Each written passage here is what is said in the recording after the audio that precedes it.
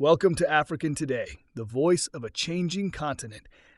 We bring you the stories shaping Africa's present and future, from breaking news and bold analysis to culture, innovation, and voices on the ground. We're here to inform, inspire, and amplify the heartbeat of Africa every single day. Thank you for stopping by the channel. We hope you enjoy our video. Let's begin. All Africans around the world should follow IBRAHIM Traore's lead of self-reliance. In a world dominated by neocolonial structures, exploitative capitalism, and foreign political interference, Africa has too often been positioned as a continent dependent on external aid, direction, and validation. But the rise of Captain Ibrahim Traore in Burkina Faso signals a powerful paradigm shift, one that rejects dependency and embraces self-reliance, national pride, and Pan-African unity. His leadership-style decisions and fearless rhetoric have captured the imagination of millions, not just in Africa, but among the African diaspora globally. It's time Africans everywhere, on the continent, in Europe, the Americas, and the Caribbean, to take a hard look at Traore's model and begin to replicate and expand it in their own communities. The symbol of a new Africa. Captain Ibrahim Traore, the young revolutionary leader of Burkina Faso, has become the face of a new Africa.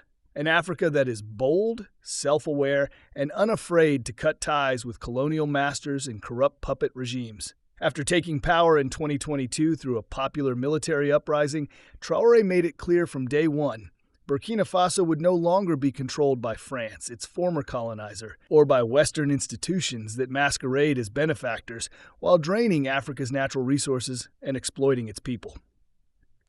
Under his leadership, French military forces were expelled, and the country pivoted toward alliances that respect African sovereignty. More importantly, Traore emphasized building internal strength, developing local industries, protecting natural resources, empowering youth, and rejecting foreign dependency. This vision has resonated not only in Burkina Faso, but across Africa and among Africans in the diaspora who are hungry for liberation, dignity, and purpose. Self-reliance, the foundation of true freedom. For centuries, African nations have been caught in cycles of aid and debt, unable to fully control their own destinies. The West offers help in the form of loans, military bases, NGOs, and political interference, all while plundering the wealth of African nations through resource extraction, unfair trade, and corrupt governance. Traore broke this cycle by simply saying, "We can do it ourselves."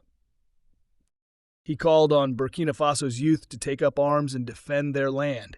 He prioritized education, agriculture, and indigenous innovation over foreign investment. He strengthened ties with other African nations, especially those led by like-minded leaders such as Mali's Assimi Goïta and Niger's military leadership, promoting a Pan-African alliance focused on security, economic cooperation, and sovereignty.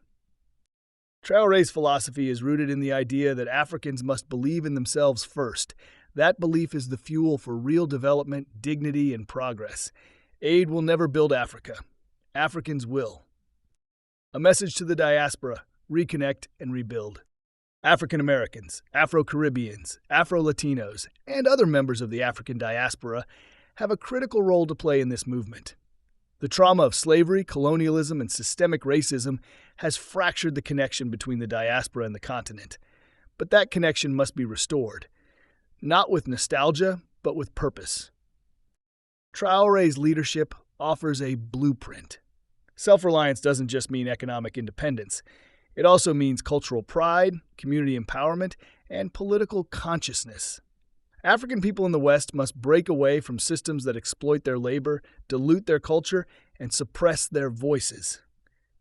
They must invest in themselves, support African-owned businesses, build strong families and communities, and reconnect with the continent, not just as tourists, but as builders, partners, and defenders.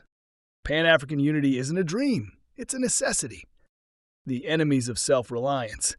Of course, the Traore model is not without its enemies. Western governments, multinational corporations, and global financial institutions fear the rise of self-reliant African nations. Why? Because a strong, unified Africa would mean an end to cheap labor, stolen resources, and political puppetry. This is why Traore has faced smear campaigns, assassination threats, and economic sabotage. But the more the West pushes against him, the more Africans rally around him. And that's the power of leadership rooted in truth. Traoré does not wear expensive suits or speak in polished diplomatic language. He wears fatigues, walks with the people, and speaks plainly. Africa must rise on its own terms.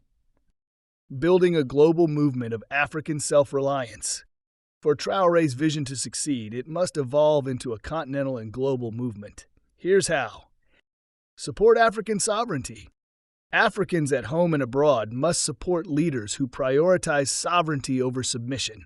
That means rejecting corrupt politicians who serve foreign interests. Educate and mobilize the youth. Youth are the heartbeat of this movement. Investing in education that teaches African history, culture, and entrepreneurship is key. Build economic independence. Stop waiting for handouts. Buy black, invest in African businesses, learn skills, build industries, create jobs, own land. Forge Pan-African alliances. Africans must stop seeing each other as divided by colonial languages or borders. Unity is power. The diaspora must connect with the continent. Reject cultural dependency. Africans must reclaim their identities, their values, their traditions. The glorification of Western lifestyles that do not serve African interests must end. Conclusion. Africa's future belongs to the brave. Captain IBRAHIM Traoré has lit a fire of defiance, purpose, and freedom. He is not a perfect man, but he is a necessary man. His model of self-reliance should be studied, adapted, and implemented across the African world. Whether you're in Lagos, Johannesburg, Atlanta, Kingston, or London, the message is the same. We must rely on ourselves. The time of begging is over. The time of waiting is over. The time of fear is over. Now is the time to build, unite, and rise, just like Captain IBRAHIM Traoré. Let every African, everywhere, hear this call. Africa for Africans, at home and abroad. Thank you for watching. I hope you enjoyed it. Please like and subscribe to help grow the channel. Until next time, see you soon.